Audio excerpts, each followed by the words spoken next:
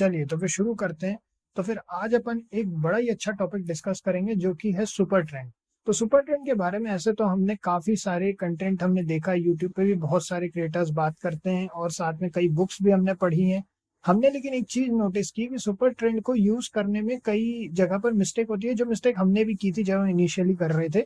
तो देखिए, एक बहुत बड़ी चीज जो आप लोगों को या सभी के लिए है जरूरी, है ना, कि भाई सुपर ट्रेंड जो है वो सिर्फ लॉन्ग टर्म टाइम फ्रेम के लिए ठीक है। अगर आप उसको छोटे टाइम फ्रेम पर यूज करेंगे तो ये आपको दिक्कत करेगा।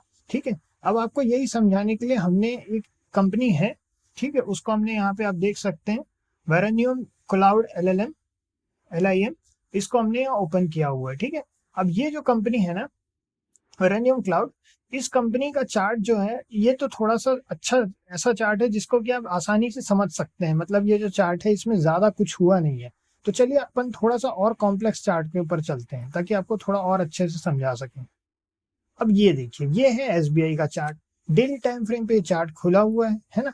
अब हम यहाँ देख सकते हैं कि जब आप डेली टाइम फ्रेम पे इसको यूज करते हैं तो एटलीस्ट आपको एक समवॉट ट्रेंड मिलता है। अगर अपन इसी को कर दें 15 मिनट में चेंज, ठीक है, और 15 मिनट में जब आप चेंज करते हैं तो आपको क्या हो रहा है, देखिए छोटे छोटे एरिया में आपको ग्रीन ग्रीन, कहीं रेड, थोड़ा सा आपको थोड़े से में आपको रेड मिलने लगेगा, फिर कहीं डाउन ट्रेंड बताएगा, फिर कहीं अप ट्रेंड बताएगा, कंसोलिडेशन के अंदर भी आपको एंट्री पॉइंट्स देने की कोशिश करेगा। तो ये सारी चीजें बड़ी ही मतलब डेंजरस होती है किसी भी ट्रेडर के लिए हो। इसीलिए बहुत जरूरी है कि आप इसको हायर टाइम फ्रेम पर यूज कीजिए।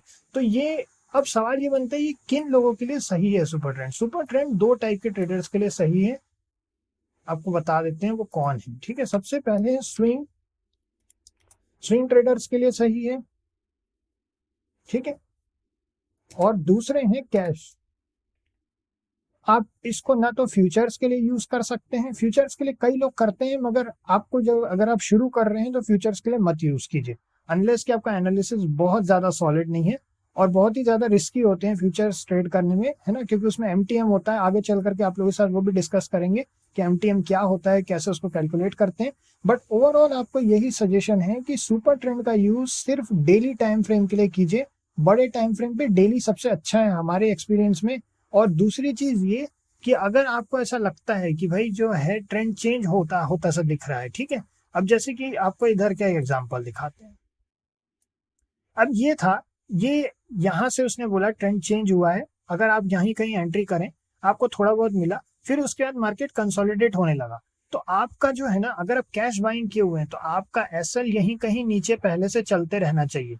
अब आपको तब तक नहीं चिंता करनी है कि जब तक कि आपका SL ना टच हो जाए। ठीक है, आपका SL थोड़ा ऊपर लगा करके आप छोड़ दीजिए, तभी आप क्या है ना इसके ट्रेंड को यूज कर पाएंगे। अब जैसे यहाँ से ट्रेंड चेंज हो गया, ये कह रहा है यहाँ से ट्रेंड चेंज हो गया, तो आप क्या कर सकते हैं, अपने SL को थोड़ा ऊपर लीजिए। अब ये सारी चीजें अभी थ्योरी में सुनना एक अलग चीज है और प्रैक्टिकल को मार्केट में करना एक अलग चीज है। तो हमारा सजेशन ये रहेगा कि जब आप सुपर ट्रेंड को अगर आप टेस्ट करना चाहते हैं तो अभी SBI में एक अच्छी अपॉर्चुनिटी है सुपर ट्रेंड को यूज करने की, है ना। और इसको आप डायरेक्ट लाइव मार्केट में मत यूज कीजिएगा, आप इसको यूज कर सकते हैं, बहुत सारे फ्रंट पेज करके एक ऐप आता है जो पेपर ट्रेडिंग का ऐप है, उस पर यूज कीजिए, या फिर आप इस पे ट्रेडिंग व्यू पे भी पेपर ट्रेड कर सकते हैं। इसमें भी ट्रेडिंग का फीचर होता है, जैसे अगर आप एक्टिव कर लेंगे तो यहाँ पे जब आप ऐड करेंगे तो यहाँ से आपको बाय ऑप्शन दिखाने लगेगा। ठीक है, तो ये इसमें से भी आप पेपर ट्रेड कर सकते हैं। अभी ये इसलिए अपॉर्चुनिटी है कि तुरंत ही इसने कहा है कि ट्रेंड चेंज हुआ है और ये अपसाइड ट्रेंड दिखा रहा है। ठीक है, आपको क्या करना है, यहाँ लो पे स्टॉप लॉस लगा देना है। जैसे जैसे मार्केट आगे बढ़े स्ट्रॉन्ग पॉइंट्स पर आपको स्टॉप लॉस लगाते जाना है। स्टॉप लॉस के लिए आप पिविट भी यूज कर सकते हैं, जैसे ये एक पिविट है, फिर उसके बाद जो नेक्स्ट पिविट क्रैक हो तो उस पिविट के ऊपर आप स्टॉप लॉस लगा दीजिए ताकि आपको एक सेफ्टी बनी रहे। ठीक, हल्का सा उसके नीचे पिविट के। आगे अपन पिविट पॉइंट्स वगैरह भी डिस्कस करेंगे, CPR क्या होता है, पिविट्स क्या होते हैं, ठीक है, और रेंज बाउंड मार्केट में कैसे पिविट्स का यूज किया जाता है और कब जो है मेजर पॉइंट्स कैसे ब्रेकआउट होता है इन ऑल दैट।